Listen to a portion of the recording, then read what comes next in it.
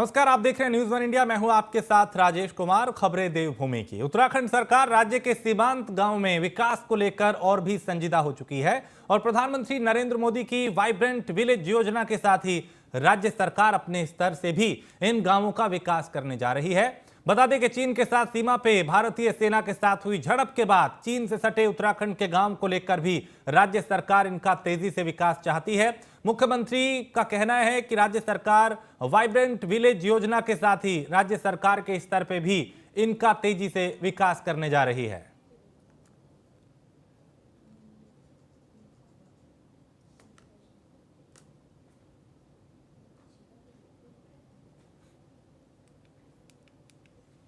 तो विवेक के साथ दिव्यांका ने भी यहाँ पे तो देखिए कई बातों का जिक्र यहाँ पे किया जा रहा है और अब सरकार की ये कोशिश है कि चीन से लगे हुए जो गांव हैं उनको और ज़्यादा बेहतर बनाया जाए, विकसित किया जाए, सुविधाएं वहाँ पे पहुँचाई जाएं, कनेक्टिविटी को बेहतर किया जाए।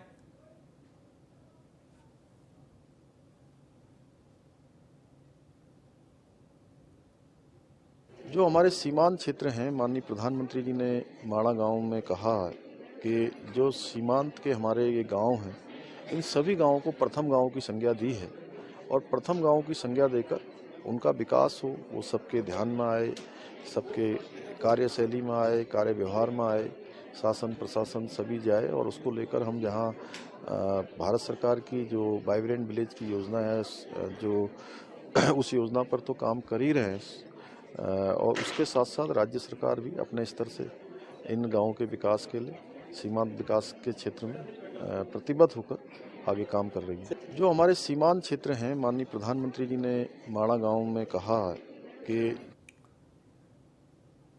और इस खबर पे ज्यादा जानकारी के साथ सुदीप जैन हमारे विशेष संवाददाता हमारे साथ जुड़ चुके हैं। सुदीप, उत्तराखंड सरकार जो है उसकी कोशिश है कि चीन से लगे जो गांव हैं उनको और बेहतर बनाया जाए, विकास के पथ पे आगे ले जाया जाए, कनेक्टिविटी को बेहतर किया जाए।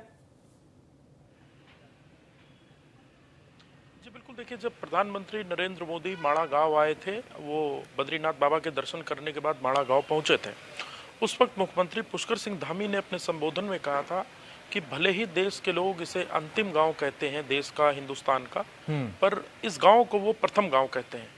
इस बात से प्रधानमंत्री नरेंद्र मोदी भी प्रभावित हुए और उन्होंने अपने संबोधन में मुख्यमंत्री की ही बात को दोहराया और इसे प्रथम गांव कहा। इसके बाद से ही चूंकि वाइब्रेंट विलेज योजना की शुरुआत तो उसी दिन से हो चुकी थी, पर वाइब्रेंट विलेज के साथ ही चूंकि सीमा गांव है, इनका सशक्त होना, मजबूत होना और आत्मनिर्भर होना जरूरी है, क्योंकि सीमा पार जो दुश्मन है, जो दुश्मन मुल्क हैं, उनको जवाब भी देना है। अब राज्य सरकार इस प्रयास में है कि इन वाइब्रेंट विलेज के तहत जो शेडेड विलेज हैं, जो दूरस्थ गांव हैं, वहां पर और एक्टिविटी बढ़े। लिहाजा कैबिनेट बैठक भी होने जा रही है माड़ा गांव में और इसके साथ ही राज्य सरकार की जो अन्य सुविधाएं हैं, स्कीम है, उनका भी लाभ इन गाँव में मिलेगा। ये राज्य सरकार ने प्रयास किया है। मुख्यमंत्री पुष्कर सिंह धामी ने साफ कहा है कि प्रधानमंत्री नरेंद्र मोदी का जो विजन है वाइब्रेंट विलेज को लेकर, इसको और आगे बढ़ाया जाएगा। इसी दिशा में प्रयास किए जा रहे हैं और जल्द ही, चूंकि इस समय देखिए वहाँ इनर लाइन का भी एक इशू है जी, तो और दूसरा इस वक्त वहाँ बहुत ज्यादा बर्फबारी हो चुकी है, तो राज्य सरकार थोड़ा मौसम सुधरते ही उस क्षेत्रों में और तेजी से आगे बढ़ेगी। जो फाइल का काम है, जो कागजों का काम है, उसको अभी से और तेज किया जा रहा है। ठीक है सुदीप, आप मेरे साथ बने रहिए, कुछ और खबरों पे भी आपसे जानकारी लेंगे। तो अब देखिए उत्तराखंड सरकार जो है वो वाइब्रेंट योजना के तहत कई गांवों को बेहतर बनाने की दिशा में आगे बढ़ रही है। उत्तराखंड में 3 दिवसीय IAS वीक शुरू हो गया है और इस वीक के पहले दिन आज CDO स्तर के अधिकारियों की बैठक हुई। विश्वकर्मा भवन में आयोजित बैठक में अफसरों ने जिले में विकास कार्य व कामकाज कैसे बेहतर हो, इस पर चर्चा की। आज मुख्यमंत्री पुष्कर सिंह धामी अफसरों को डिनर पे आमंत्रित कर चुके हैं और कल राज्यपाल गुरमीत सिंह इन अधिकारियों को डिनर देंगे, डिनर पे इनवाइट करेंगे। कल सीनियर IAS ऑफिसर जो हैं वो आपस में बैठक कर, ग्रुप डिस्कशन कर, अपनी अपनी योजनाओं के बारे में चर्चा कर कामकाज को और सरल बनाने पे चर्चा करेंगे और कल ही सीनियर IAS अफसर जूनियर IAS अफसर को अपने घर पे लंच देंगे। ग्रुप में अलग अलग अधिकारी जो हैं वो अलग अलग अफसरों को अपने घरों पे आमंत्रित करेंगे और कोशिश यही है कि कैसे राज्य में काम को और सरल बनाया जाए।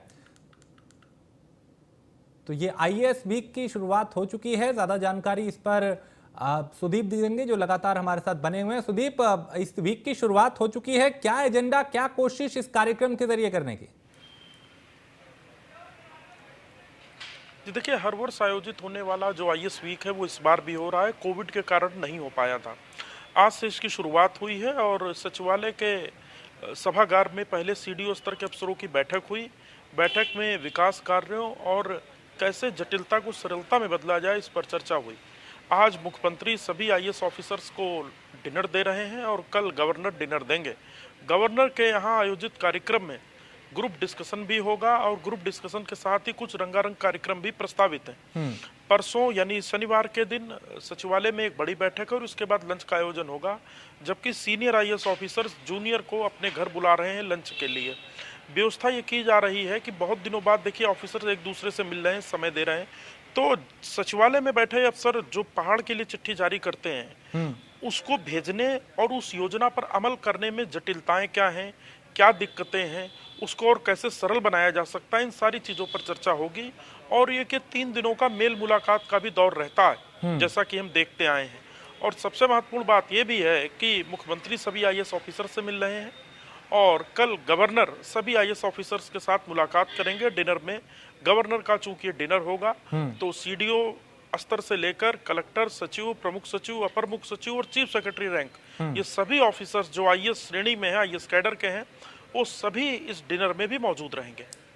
सुदीप, इसके जरिए कोशिश यही है कि एक तो जो विभाग के अधिकारी हैं उनमें तालमेल बेहतर हो, सीनियर और जो युवा अधिकारी हैं उनमें तालमेल बेहतर हो और आपसी समन्वय के साथ आगे बढ़ा जाए ताकि काम जो है वो बेहतर तरीके से हो।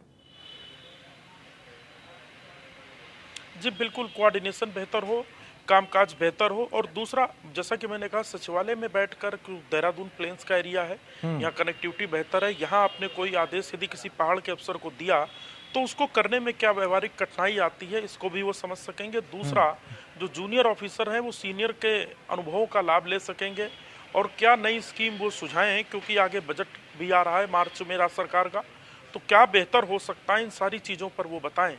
हमारी जानकारी ये भी है कि विंटर टूरिज्म को लेकर भी चर्चा हो सकती है, तो जो राज्य के अपर मुख्य सचिव आवास हैं आनंद वर्धन, वो अपनी आवास स्कीम का भी प्रेजेंटेशन देने जा रहे हैं। आईएएस अफसर जो सीनियर हैं वो प्रेजेंटेशन भी अपनी विभागवार देंगे।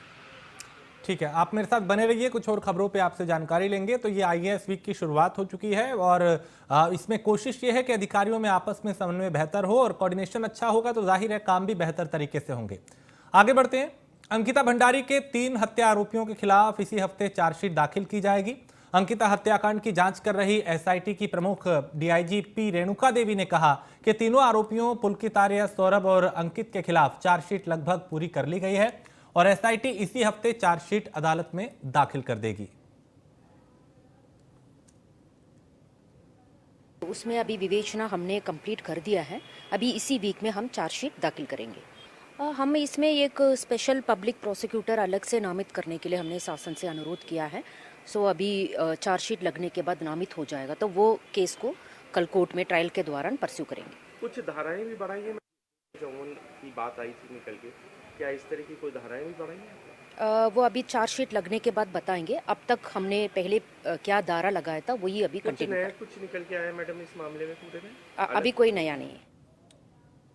और सुदीप इस पे ज्यादा जानकारी के साथ। सुदीप, चार्जशीट दाखिल करने की पूरी तैयारी, कोशिश ये कि आरोपियों को सख्त से सख्त सजा मिले। जी बिल्कुल, चार्जशीट मजबूत चार्जशीट, एक शुरुआती चार्जशीट तैयार हो चुकी है जो दाखिल हो रही है और इसके साथ ही एक स्पेशल प्रोसिक्यूटर यानी एक अलग से अधिवक्ता भी राज्य का जो पुलिस महकमा है वो नियुक्त कर रहा है और इसके लिए शासन को जानकारी भी भेजी जा रही है अनुमति के लिए, ताकि इस कोर्ट केस में, दरअसल देखिए अभी तक की कार्रवाई तो पूरी हो चुकी है लेकिन कोर्ट में पैरवी सही से हो, आरोपियों को सजा मिले, वो छूटने ना पाए, कोई से केस कमजोर ना पड़े, इसके लिए एक अलग से अधिवक्ता नियुक्त हो रहा है। इसके लिए भी पत्र भेजा जा रहा है। ये बताता है कि मुख्यमंत्री पुष्कर सिंह धामी की जो इस पूरे मामले पर पैनी नजर है उसी का परिणाम है कि भले ही अंकिता भंडारी केस को लेकर राज्य सरकार बहुत ट्रोल हुई हो, बहुत आरोप लगे हों, लेकिन वो इसे सिरे से लेकर अंत तक पहुंचाना चाहती है, लिहाजा वो इस विषय में कोई कोर कसर नहीं छोड़ना चाहती। ठीक है, बहुत शुक्रिया सुदीप इस तमाम जानकारी के लिए। तो यहाँ पे अब चार्जशीट दाखिल करने की पूरी तैयारी है। उधर उत्तर प्रदेश में बनारस के काशी विश्वनाथ कॉरिडोर और मध्य प्रदेश में उज्जैन के महाकाल कॉरिडोर के बाद अब उत्तराखंड में भी राज्य सरकार द्वारा धर्मनगरी हरिद्वार के हर की पौड़ी को भी कॉरिडोर बनाने की तैयारी की जा रही है। हरिद्वार रुड़की विकास प्राधिकरण में इसको लेकर गढ़वाल कमिश्नर सुशील कुमार द्वारा अधिकारियों के साथ बैठक की गई और बैठक में गढ़वाल कमिश्नर द्वारा अधिकारियों को निर्देश दिया गया कि हर की पौड़ी कॉरिडोर बनाने की रूपरेखा तैयार की जाए। इसके अलावा बैठक में अवैध कॉलोनी को लेकर एक टीम का गठन किया गया। कमिश्नर सुशील कुमार का कहना है कि हरिद्वार रुड़की विकास प्राधिकरण में बैठक की गई और इस बैठक में 17 प्रस्ताव पर चर्चा हुई है। सबसे महत्वपूर्ण विषय हरिद्वार हर की पौड़ी कॉरिडोर बनाने का रहा। इसको लेकर हरिद्वार रुड़की विकास प्राधिकरण को अनुमति दी गई है कि कॉरिडोर बनाने की पूरी योजना बनाई जाए ताकि हरिद्वार आने वाले यात्रियों को अच्छी सुविधा मिल सके। 17 प्रस्ताव थे जिन पर कार्रवाई की गई है। प्राधिकरण बोर्ड ने आज एक हरिद्वार रुड़की विकास प्राधिकरण को अनुमति दी है कि हर की पैड़ी क्षेत्र को एक कॉरिडोर के रूप में विकसित करने के लिए एक योजना बनाई जाए और उस योजना के अंतर्गत कंसल्टेंट नियुक्त करके और बड़े स्तर पर किस प्रकार से एक सुविधाजनक उसको बनाया जाए, यात्रियों के लिए उस सुंदरता उसकी बढ़ाई जाए, तो एक कॉरिडोर का प्रस्ताव तैयार करने के लिए उनको निर्देश दिए हैं। और इसी तरीके से कोशिश यही है कि बेहतर चीजें हों, सुविधाएं बेहतर हों। उधर पौड़ी जिले के 91 गांवों की सूरत जल्द ही संवरने की उम्मीद जागी है। इन चयनित गांवों में मुख्यमंत्री पलायन रोकथाम योजना के तहत आर्थिकी को मजबूत करने के आधार पर विकास कार्य किए जाएंगे। जिलाधिकारी डॉक्टर आशीष चौहान ने जिले के सभी अधिकारियों को विभिन्न योजनाओं को मुख्यमंत्री पलायन रोकथाम योजना के साथ समन्वय में तैयार कर कार्य करने और गांव का निरीक्षण कर पलायन के कारणों का सर्वे करने के निर्देश दिए हैं। जिलाधिकारी कार्यालय सभागार में मुख्यमंत्री पलायन रोकथाम योजना की समीक्षा बैठक हुई और बैठक में डीएम डॉक्टर आशीष चौहान ने बताया कि जिले के 91 गांव ऐसे हैं जिनमें 50% से ज्यादा पलायन हो चुका है। इन गांवों को मुख्यमंत्री पलायन रोकथाम योजना के तहत चयनित किया गया है और गांव में अधिकारियों को गंभीरता व ईमानदारी के साथ सर्वे कार्य करना होगा। डीएम ने डीडीओ को इन सभी गांवों का बारीकी से सर्वे करने और वहां से पलायन के कारणों पर कार्य करने के निर्देश भी दिए हैं।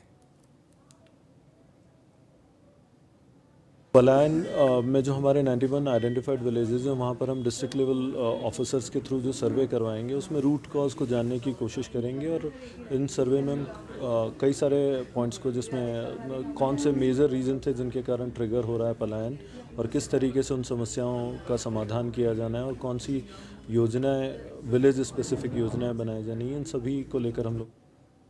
और कोर्ट के आदेश के बाद हरिद्वार जिला प्रशासन बड़े पैमाने पर अतिक्रमण मुक्त अभियान चला रहा है। गुरुवार को जिला प्रशासन ने ललतारपुर से लेकर देवपुरा चौक तक अतिक्रमण मुक्त अभियान चलाया। इस क्षेत्र में रेलवे स्टेशन, बस अड्डा के कारण आए दिन जाम की स्थिति बनी रहती है। जिला प्रशासन द्वारा व्यापारियों को अतिक्रमण हटाने की सूचना दी गई थी, मगर उसके बावजूद भी व्यापारियों द्वारा अतिक्रमण नहीं हटाया गया। इसको देखते हुए जिला प्रशासन ने जेसीबी के जरिए अतिक्रमण को हटाया।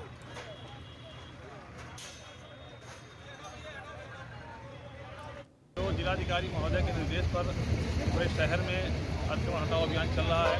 उसी में आज वाल्मीकि चौक से हम लोग देवपुरा चौक तक जो है अतिक्रमण हटा रहे हैं। भी अस्थायी प्रकृति का है क्योंकि स्थायी अभी कुछ नहीं मिला, लेकिन जो भी अस्थायी प्रकृति का है उसे हटाया जा रहा है। में हम लोग परमानेंट सोल्यूशन खोजने का प्रयास कर रहे हैं और जो भी होगा उससे बातचीत करके। और रुड़की के ढंडेरा के अशोकनगर में पिछले लंबे समय से रेलवे की जमीन पे लोगों ने कब्जा किया था, जिसको लेकर रेलवे की टीम अशोकनगर पहुंची और रेलवे की जमीन को कब्जा मुक्त करते हुए वहां सीमेंट के पिलर लगा दिए। इस दौरान टीम ने क्रिकेटर ऋषभ पंत के दरवाजे के पास भी पिलर लगा दिया। इस दौरान कुछ व्यक्तियों ने विरोध भी किया, लेकिन रेलवे के अधिकारियों ने सख्ती करते हुए जमीन पर पिलर लगा दिए। रेलवे के वरिष्ठ खंड अभियंता ब्रिजमोहन सिंह का कहना है कि कई बार नोटिस के बाद भी लोगों ने रेलवे की जमीन को कब्जा मुक्त नहीं किया, इसलिए मजबूरन रेलवे की जमीन को लोगों से आज कब्जा मुक्त किया गया ताकि कोई भी अनाधिकृत से कब्जा ना कर सके, अनाधिकृत रूप से किसी भी व्यक्ति को, ताकि यहाँ पे वो कोई कब्जा ना हो सके।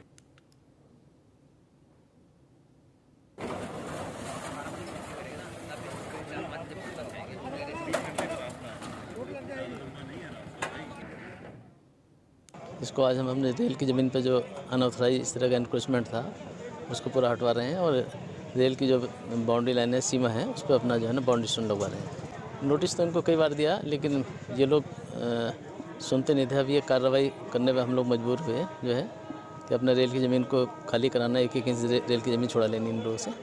पिलर लगाए जा रहे हैं। अब फ्यूचर में जो ऊपर से प्रशासन का जो आदेश होगा तो वो कार्रवाई की जाएगी। और शोभन सिंह जीना विश्वविद्यालय के अल्मोड़ा परिसर में छात्र संघ चुनाव का भी गुल बच चुका है। करीब 6000 विद्यार्थी 24 दिसंबर को होने वाले चुनाव में छात्र नेताओं को चुनेंगे। इस चुनाव को लेकर छात्रों में काफी उत्साह देखा जा रहा है। तो इस चुनाव को लेकर छात्रों में काफी उत्साह है।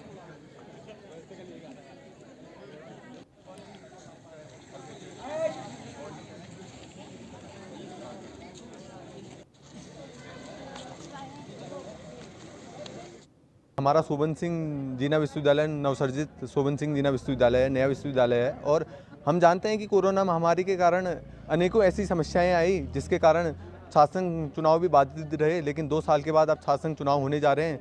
तो समस्त छात्र छात्राओं में एक खुशी की लहर है और हम पूरे जोर शोर से इस छात्र संघ चुनाव में प्रतिभाग करने जा रहे हैं और अखिल भारतीय विद्यार्थी परिषद प्रत्येक वर्ष की भांति इस बार भी विजयी होगी। समस्त छात्र समुदाय ने एक बहुत बड़ी लड़ाई लड़ी है, उसके बाद में अभी ये चुनाव होने जा रहे हैं तो विद्यार्थियों में काफ़ी उत्साह का माहौल है। सब लोग बहुत खुश हैं कि चुनाव हो रहे हैं। हम लोग भी चाहते थे कि बच्चों की समस्याओं को सुनने के लिए कोई उनका लीडर होना चाहिए जो उनके हकों के लिए लड़े। तो अभी बहुत अच्छा फैसला लिया है चुनाव कराने का, तो सभी लोग खुश हैं। विश्वविद्यालय जो है ये अभी आज पहला चुनाव करा रहा है शोभन सिंह जीना विश्वविद्यालय का। तो 2 साल चुनाव नहीं हुए हैं तो बच्चों की ये राय थी कि इस बार चुनाव होना ही चाहिए, तो चुनाव करा रहे हैं और पूरी कोशिश कर रहे हैं कि बहुत शांति से और बहुत सौहार्द ढंग से संपन्न हो, ऐसी हमारी प्राथमिकता रह रही है। और जिलाधिकारी नैनीताल के निर्देश पे कालाडूंगी प्रशासन ने भूकंप के बाद बचाव कार्य का मॉक ड्रिल किया और कालाडूंगी भूकंप की सूचना से खलबली मच गई। भूकंप का मुख्य केंद्र जीआईसी की आवासीय कॉलोनी को बताया गया। इस दौरान प्रशासन बचाव कार्य में जुटा और इसी बीच नगर क्षेत्र में राजकीय इंटर कॉलेज में बड़ी घटना होने की सूचना पर अफरा तफरी का माहौल बन गया। बच्चों के अभिभावक रोते अस्पताल पहुंचने लगे और भूकंप नहीं था बल्कि कालाडूंगी प्रशासन की तरफ से भूकंप से बचाव के लिए एक तरीका की मॉक ड्रिल की गई थी। अभ्यास किया गया था कि अगर ऐसे हालात बने तो फिर उससे निपटना कैसे है।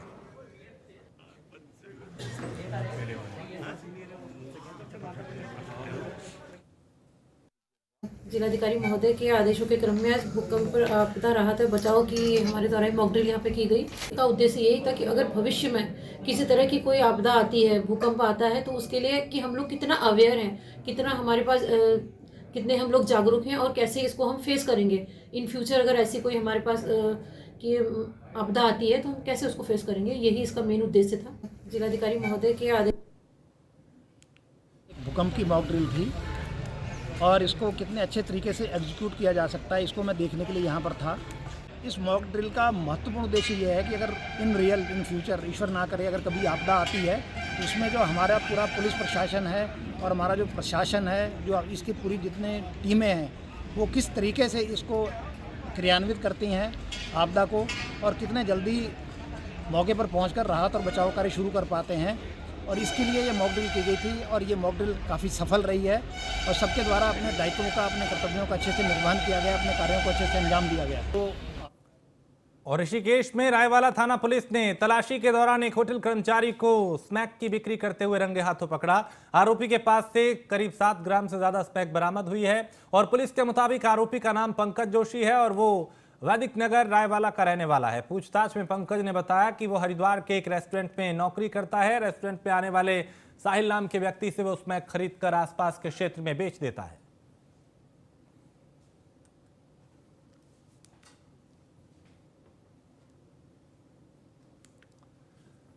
और लक्सर तहसील के शेरपुर बेला और माड़ा बेला गांव की सीमा पे ग्राम पंचायत की जमीन को लेकर दोनों गांव के ग्रामीणों ने विवाद शुरू कर दिया, जो मारपीट और पथराव में तब्दील हो गया।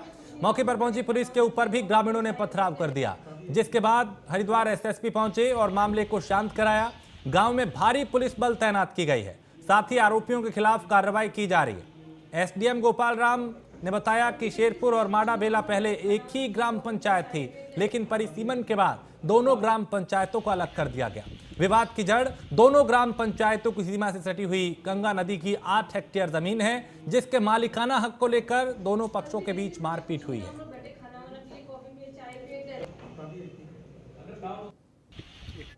दो गांव के बीच में ग्राम समाज की भूमि है, इसको लेकर पूर्व में विवाद था और इसमें जो है विवाद को देखते हुए पुलिस द्वारा पूर्व में भी 107 जो प्रिवेंटिव कार्रवाई होती है उसको पाबंद भी किया गया था और इसमें एसडीएम लक्सर द्वारा मौके की पैमाइश करके स्थिति को जो उम्मीद थी उसको क्लियर कर दिया गया था, लेकिन आज दोनों पक्षों के जो गांव के लोग हैं उसमें इकट्ठा हो रहे थे और विवाद बढ़ता देखकर थाने से जो है यहाँ पर इंस्पेक्टर और सीता वालों को भेजा गया था, जो कांस्टेबल थे, कि जो है कोई दोनों पक्षों में कोई वाद विवाद ना हो, कोई झगड़ा ना हो, अपनी घटना ना हो। इसको देखते हुए फोर्स को वहां जब भेजा गया, 3 लोग वहां गए थे मौके पर, जब उनको वहां वार्ता के लिए बुलाया गया थाने पर और लेके आ रहे थे वहां पर, तो वहां पर कुछ लोग उत्तेजित होकर और जो है एक राय होकर पुलिस के खिलाफ जो है नारेबाजी करते हुए फिर उसमें जो है पथराव किया गया था। 2 गाँव के बीच में ग्राम उत्तराखंड पुलिस ने उत्तर प्रदेश और दिल्ली पुलिस के मोस्ट वांटेड सुशील गुज्जर समेत गैंग के 4 कुख्यात बदमाशों को मेरठ और देहरादून के आशारोड़ी चेकपोस्ट इलाके से गिरफ्तार किया है। नामी अपराधी सुशील कुमार गुज्जर के इसी गिरोह ने पिछले दिनों देहरादून रेसकोर्स में एक बड़े व्यापारी को दिन दहाड़े बंधक बना के लाखों की लूट को अंजाम दिया था। गिरफ्तार गिरोह के कब्जे से पुलिस ने 4 पिस्टल, कई कारतूस, लूट की नकदी, 12 लाख की बेशकीमती घड़ियां और लूटी गई कार भी बरामद की है। 28 तारीख को एक रेस कोर्स में लूट की घटना हुई थी और उसी दिन हमारी टीमें लगी हुई थी तब से लेकर के। और ये SK त्यागी है, मुकेश त्यागी है, इंस्पेक्टर SSI है संदीप, और जो वहाँ नेहरू कॉलोनी का थाना प्रभारी लोकेंद्र, इनके साथ हमारी जो है एसओजी प्रभारी, ये सब टीमें हमारी लगी हुई थी। 5 टीमें हमने गठित करी। लगभग 700 CCTV फुटेज का देखा गया और कल शाम को इसमें 5 लोग इसमें इन्वॉल्व थे। इसमें 4 लोगों की कल अरेस्टिंग हो गई है। इस प्रकरण में एक तो इग्निस कार गई थी वो रिकवर हो गया, जिस कार सेब्रेले क्रूज एक ब्रांड की गाड़ी है, जिससे उन्होंने मौके पर जो है इसका रेकी करी थी, उसको हमने रिकवर कर लिया है। इस पूरे घटनाक्रम में 6 गाड़ियाँ गई थी, लगभग 12 लाख की, वो बरामद कर ली गई है। 28 तारीख को एक रेस कोर्स में लूट की घटना हुई थी। और उत्तराखंड में जंगल की जमीन पे अतिक्रमण कर बनाए गए धार्मिक स्थल पे वन विभाग ने एक्शन लेना शुरू कर दिया है। वन विभाग ने ऐसे अतिक्रमण को चिन्हित कर बुलडोजर चलाना शुरू कर दिया है। इसी क्रम में देहरादून वन प्रभाग ने 17 में से 15 अवैध मजारों को ध्वस्त कर दिया और पूर्व में शासन की तरफ से अतिक्रमण कर बनाए गए ऐसे धार्मिक स्थल चयनित करने के आदेश दिए गए थे, जिसके बाद ये कार्रवाई की गई। वन विभाग के मंत्री सुबोध उनियाल का कहना है कि वन महकमे की जमीन पर किसी भी प्रकार का अतिक्रमण बर्दाश्त नहीं किया जाएगा। सभी डीएफओ को आदेश दिए गए हैं कि जहां भी जो भी अतिक्रमण हो उसे ध्वस्त किया जाए।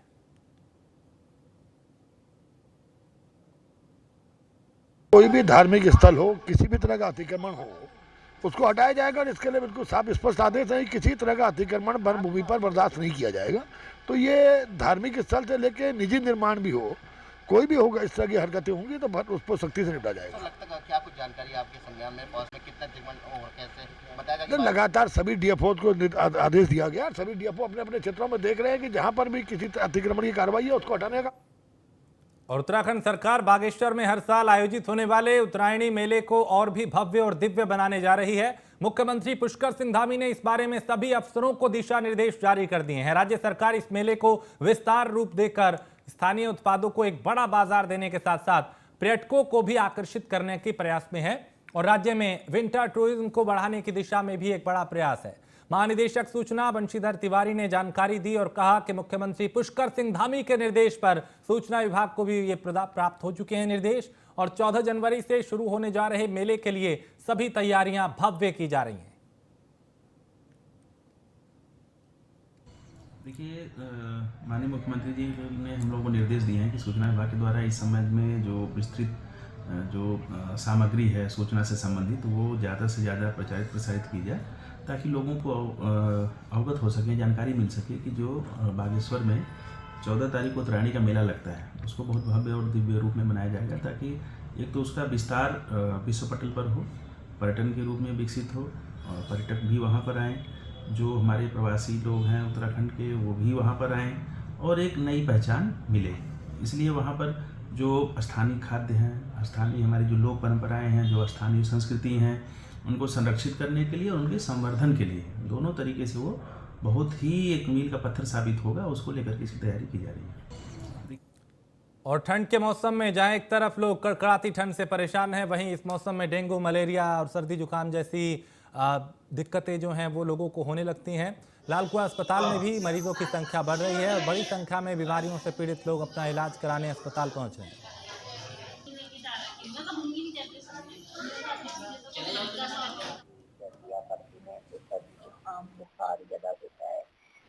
में स्पेशली का भी रहता है, वैसे का भी रहता है, तो उस समय कोशिश करें कि क्या कहते हैं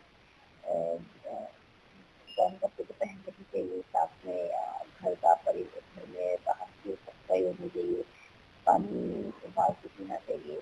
और जैसे ये सर्दी का मौसम है, जो अस्थमाटिक पेशेंट्स होते हैं उनको भी अस्थमा का अटैक। और इसी के साथ इस बुलेटिन में फिलहाल इतना ही। आप बने रहिए न्यूज़ वन इंडिया के साथ।